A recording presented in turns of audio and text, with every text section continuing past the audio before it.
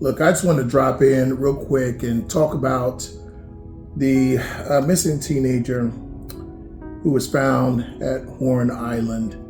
And my condolences to Nolan Wells. He was a teenager that was found. Look, I have a problem with the story that he went over to this island, which is only accessible by boat, and his friends left him there, saying that he hooked up with some girl, and that was the story. It was suspicious from the beginning because they were basically saying that, we don't know what happened. Now, I'm going to say this, folks, and I don't want anyone to take this as a racist statement, but I will say this to the parents. Look, I've been to predominantly white schools and where you're the only black kid in the crowd. But I'm going to say this to parents, and then I'm going to tell you a story about my own personal experience. Parents, please be careful of who you allow your children to hang out with, and you need to educate them early on. They need to learn how to vet people, because just because people are friendly to you and they invite you to things does not always mean that they are your friends. They need to learn the true definition of what a friend is. I went to a high school in Oklahoma called Broken Arrow. I was a class of 1990, and that graduating class was 920 kids, and of the 900 kids, only 20 were black or other. So there weren't even 20 black kids in my graduating class out of 920. Now, my mother believed that, if we move to this neighborhood, it's going to provide a better education for my son. It's going to be a safe, clean environment for him to thrive in. Now, God bless my mother. She didn't know, and she shouldn't even have to think about this, but unfortunately, this is the world that we lived in and currently still live in, obviously.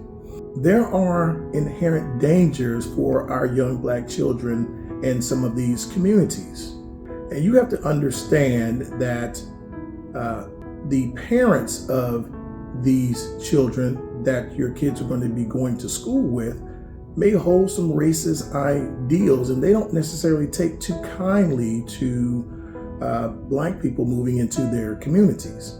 And they're going to pass those ideals down to their children. Now, not all the children will espouse the same philosophy on life as their parents, and some will actually rebel. We understand that, we know that.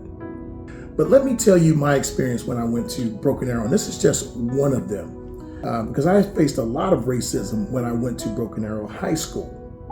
Now, I was a football player there, and they loved me on the field, but off the field was a different story. I remember a time when I was invited by a college in Missouri to come up for a campus visit. Now, I didn't have a way to get there, and I had some of my white teammates say, "Hey man, the school, it has some interest in us as well, and dude, you can ride with us, man. Don't worry about it, man. We got you." Okay, cool. What could go wrong, right? So I get in the car with these guys, and along the way, I have to use the restroom. And I'm like, "Hey man, can we pull over and make a pit stop? And I gotta go bad." So they pull over to this place that I can only describe it as a honky-tonk bar. So excuse my brashness about how I described this, but it was kind of this place that looked like a hole in the wall. It was falling down. Had the whole neon flashing signs with the bull on it, and nothing but jacked up pickup trucks out in the parking lot. And I'm just like, man, I don't have a good feeling about this. Now, dude, you'll be fine, man. Just go on in, man. Use the restroom real quick, and come on out, man. We'll get back on the road. You'll be fine, dude. So I'm like, okay. Against my better judgment, I went in. And as soon as I opened the door, just like a scene out of a movie, when the black guy walks in and all of a sudden the music stops playing and the forks hit the plate, I had one of those moments. And I thought, oh man, okay, be brave. You'll be all right. Just go use the restroom real quick and be in and out. Well, the waitress happened to be walking by as I entered the door. And I asked her, I said, ma'am, can you point me to the restroom? And man, she gave me the nastiest look, and she just kind of like pointed over there, and I was like, okay, thank you. So I went into the restroom, and I think I'm just get in and get out. And so while I'm washing my hands and preparing to leave the restroom, I hear this just boom, boom, boom, boom, boom, boom, boom. Come on out here, you blankety blank N-word. We're gonna hang you high. We're gonna get you. We're gonna get you, boy. We're gonna get you, boy. We're gonna hang you high. Man, I'm scared to death because I'm like, man, I'm trapped. There was no window to go out of. This bathroom was, it was no bigger than, a little bit bigger than a phone booth. And I'm like, how am I gonna get out of here? So I'm thinking, okay, I'm just gonna throw this door open and I'm gonna just try to bum rush my way out and I'm gonna take off. So I take a couple of deep breaths, my light's flashing before my eyes, and I'm thinking, okay, you got to do everything you can to get out of here. I'm gonna throw this door open. I'm gonna rush through them. 1, 2, 3. I open the door and I'm getting ready to, run out. And it's my so-called friends all standing out there, and they're just laughing. Man, look at your face, dude. Look at your freaking face, dude. You scared. Look at. They thought it was funny. I didn't think it was funny at all. As a matter of fact, I cussed them out. I can't tell you what I said. I said, no, man, that's not funny at all. Because here I am thinking that I was about to die. See, you don't understand my experience, what I've been through, and what my parents have been through, and my people as a whole have been through. That was not funny. And see, a friend would not have placed me in a position like that.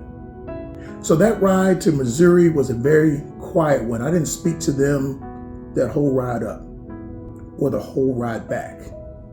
Never spoke to those guys ever again. I'm glad the season was over and I didn't have to see them again. I didn't have to cross paths with them. Now, I am very fortunate that my situation ended in a prank, but it very well could have went the opposite way. It could have went totally left. And what I experienced and what I went through psychologically, I never want to experience that again, but it impacted me for the rest of my life. Now you add that up with the other things that had happened leading up to that and after that in my life. So folks, be real careful about who you allow your kids to call friends and hang out with, because their life very well could depend on it. Now, the fact that they thought that was funny and they got a kick out of it told me a lot about them.